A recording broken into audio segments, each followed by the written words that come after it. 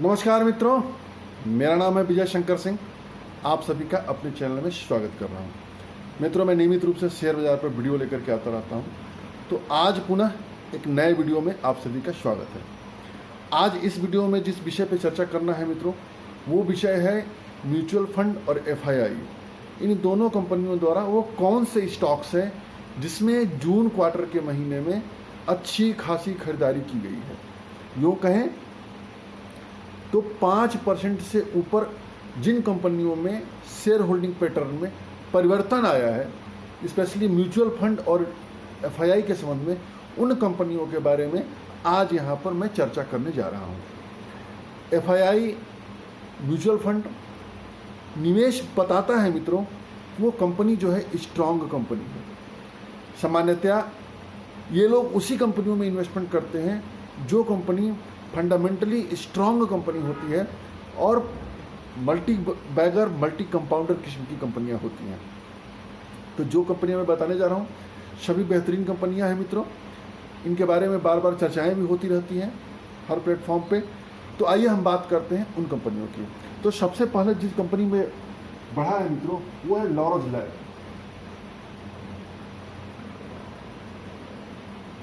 Laurus lab यानी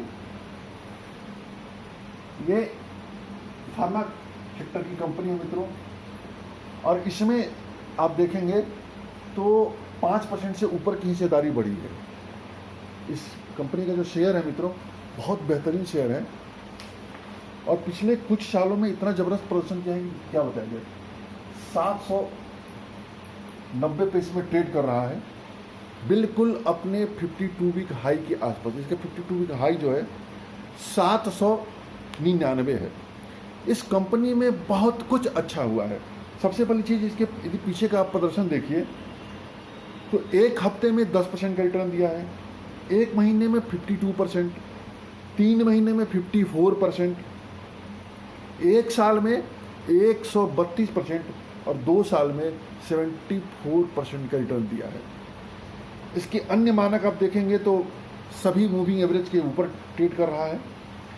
market capital इस समय 8,478 करोड़ का है, अर्थात मिड कैप सेगमेंट की एक कंपनी है। PE इसका 33 है और भी सभी मानक कुल मिलाकर के इसके अच्छे हैं। प्रमोटर का थोड़ा सा स्टेक कम है, 32% के आसपास है। प्लेज भी इसमें 30% है। हालांकि प्लेज शेयरों में इन्होंने कमी किया है, लगभग 56 लाख शेयर इन्होंने प्लेज शेयर से हटाए हैं, ठीक किए हैं। और देखिए इसमें जो इसके अभी क्वार्टरली रिजल्ट आए हैं 2-3 दिन पहले, वो रिजल्ट बहुत ही बेहतरीन है, बहुत ही उम्दा रिटर्न हुआ है। अनुमान के मुताबिक बहुत ज़्यादा है। जैसे सेल्स का अनुमान था कि लगभग 800 करोड़ के आसपास सेल्स आएगा। ये अनुमान मार्केट का अनुमान है, विभिन्न जो ब्रोकर हाउस वगैरह लगाते हैं। तो सेल्स का अनुमान था कि 815 करोड़ आएगा, जो कि 974 करोड़ आया, अर्थात 20% बढ़ करके आया। प्रॉफिट बिफोर टैक्स की बात की जाए तो कल्पना थी कि 103 करोड़ आएगा, जो कि 221 करोड़ आया, अर्थात यह भी 110% अधिक आया है। पैट यानी प्रॉफिट आफ्टर टैक्स की बात की जाए तो उम्मीद की जा रही थी कि 99 करोड़ आएगा, जो कि आया है 172 करोड़। और एक और अच्छी चीज़ हुआ है मित्रों कि ये जो है खबर ये है कि स्टॉक जो है, जिसका फेस वैल्यू 10 है, वो फेस वैल्यू 2 होने जा रहा है, यानी 5 पार्ट में शेयर डिवाइड हो रहा है। पिछले वर्ष के तिमाही की बात की जाए मित्रों, तो पिछले वर्ष के इसी तिमाही में जो इसका फ़ायदा था मात्र 15 करोड़ था, जो बढ़ करके हो गया 172 करोड़ हो गया, यानी 11 गुना प्रॉफिट बढ़ा है। रेवेन्यू 77% बढ़ा है, 551 करोड़ से बढ़ करके 974 करोड़ हुआ है। जो इसका फार्मूलेशन, API सभी बिजनेस से बहुत तेज़ी से ग्रो हो रहे हैं। तो बहुत बेहतरीन है मित्रों, बहुत बेहतरीन है। लॉरस लैब पोर्टफोलियो स्टॉक्स है। दूसरा जो कंपनी है मित्रों, वो श्रीकलाहस्ती पाइप।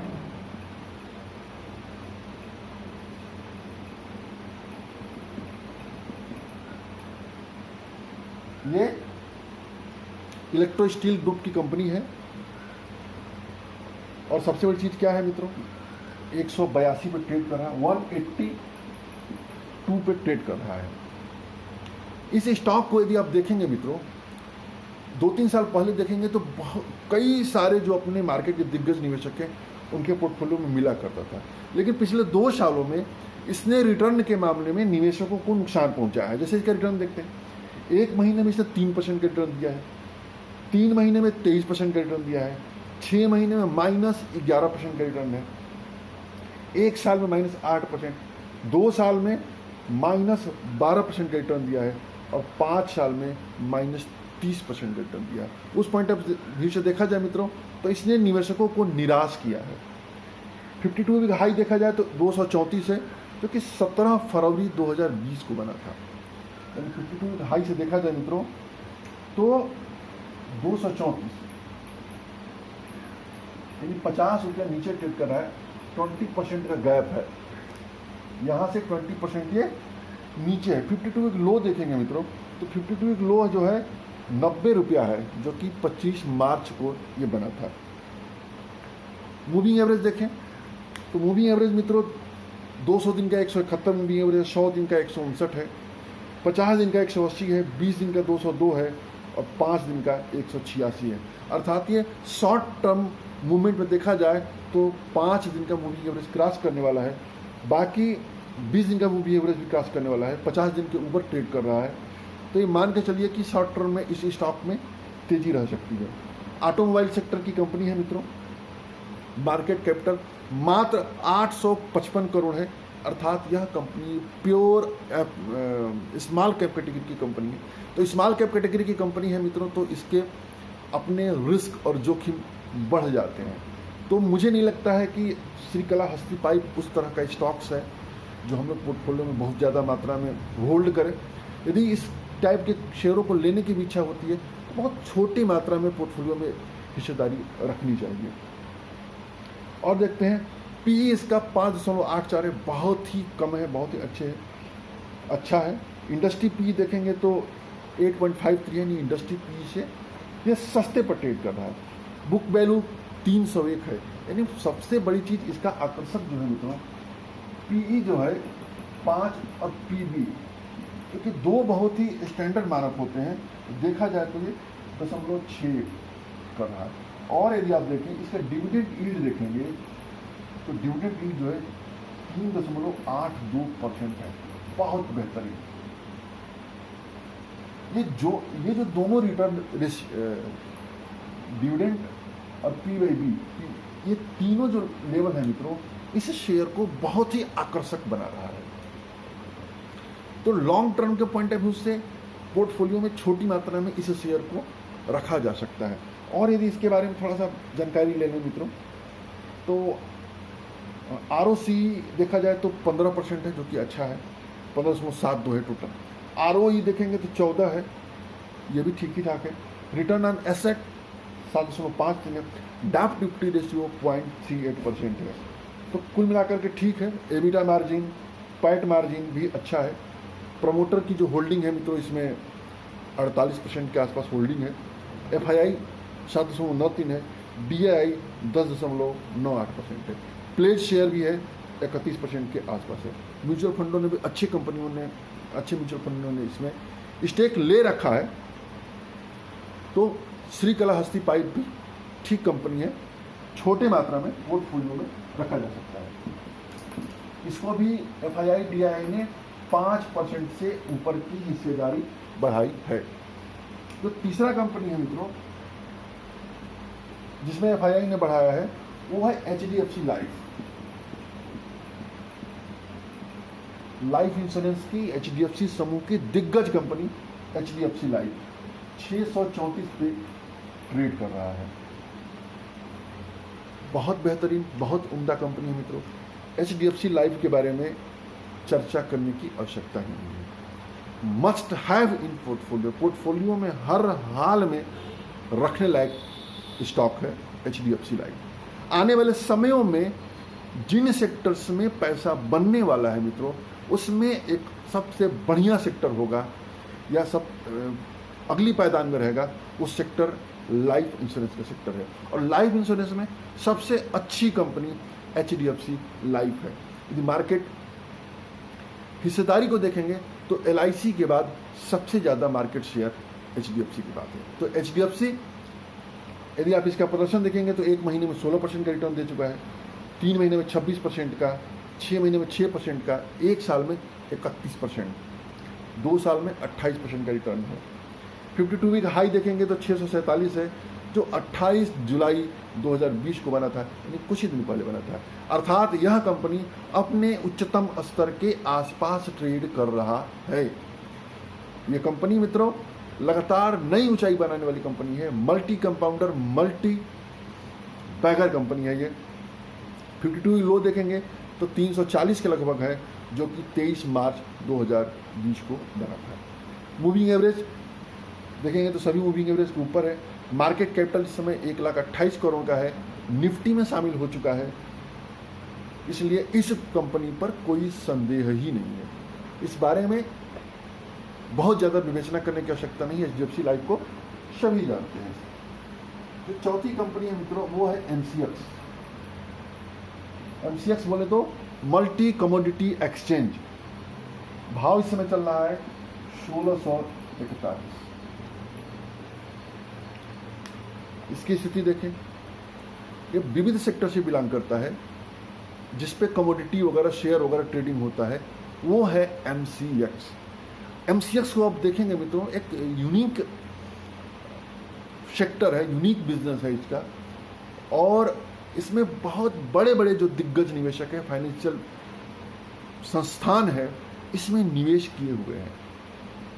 देखा जाए तो यह कंपनी भी पोर्टफोलियो स्टॉक है, इसको भी पोर्टफोलियो में एक छोटा पार्ट रखा जा सकता है।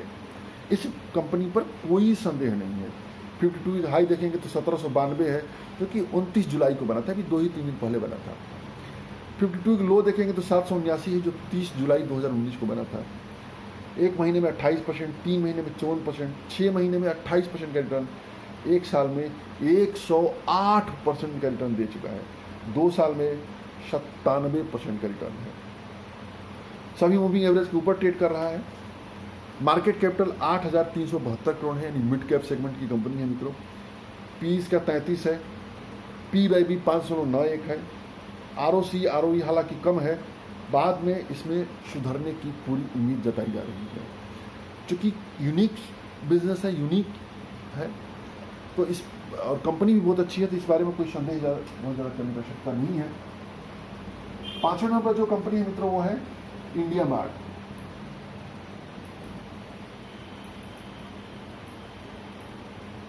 इंडिया मार्ट यानी B2B सेगमेंट में, मैंने इंडिया मार्ट के बारे में अभी कुछ दिन पहले वीडियो बनाया है, यदि आप चाहें तो उसको देख सकते हैं। वर्तमान में 2600 पर ट्रेड कर रहा है, 2600 रुपये का। मार्केट कैपिटल इसका बहुत ही कम है, 7,527 करोड़ का मार्केट कैपिटल है, यानी यह भी जो है मिड कैप सेगमेंट की कंपनी है। यानी यदि हम अपने पोर्टफोलियो में मिड कैप कंपनियों को शामिल करना चाहते हैं तो इस कंपनी को मिड कैप सेगमेंट में शामिल कर सकते हैं। 52 वीक हाई देखेंगे तो 2862 है, जो 20 जुलाई 2020 को बना था। और यदि लो देखेंगे तो 952 है, जो कि 26 अगस्त को बना था, 2019 को बना था। और भी इसमें बहुत अच्छा यह इंडिया मार्ट, ये भी यूनिक टाइप का सेगमेंट है मित्रों।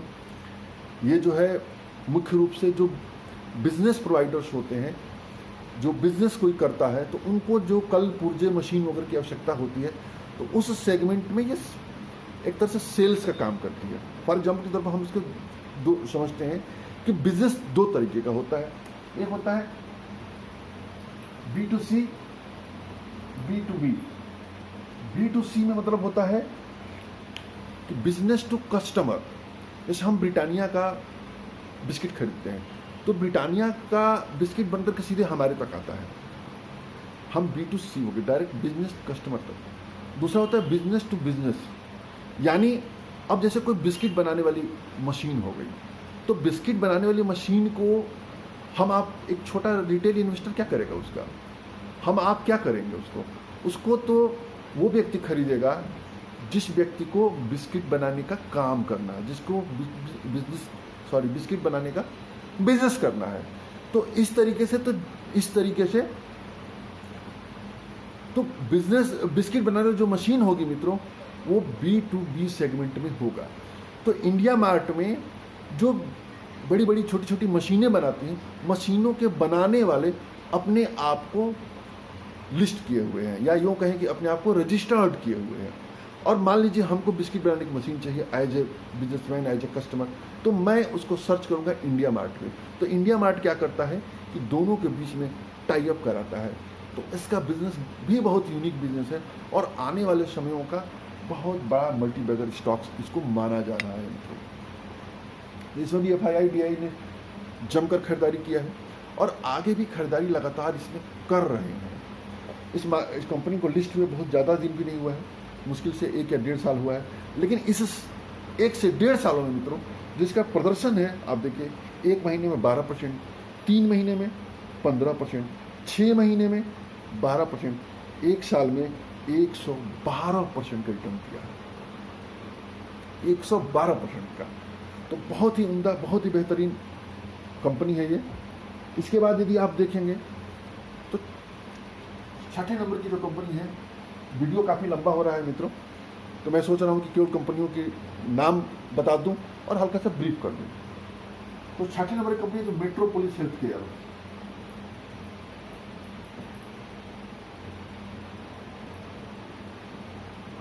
मेट्रोपोलिस हेल्थ केयर भी एक बेहतरीन सेगमेंट है मित्रों। हॉस्पिटल और आपके डायग्नोस्टिक सेक्टर बहुत बेहतरीन है। इस सेगमेंट में आप देखिए तो डॉक्टर लाल पैथलैब, थायरोकेयर, नारायण हृदयालय, ये 3-4 ऐसे शेयर्स हैं जो पिछले कुछ सालों में बहुत बेहतरीन प्रदर्शन कर रहे हैं। यह भी जो है मिड कैप सेगमेंट की कंपनी है, इस पर मैंने कई बार वीडियो बनाया है, कई बार मैंने चर्चा किया है। तो यह भी मित्रों एक पोर्टफोलियो स्टॉक्स है जो छोटी मात्रा में निवेश किया जा सकता है। इसके बाद 7वें नंबर की जो कंपनी है मित्रों वो है ICICI लोम्बार्ड जनरल इंश्योरेंस।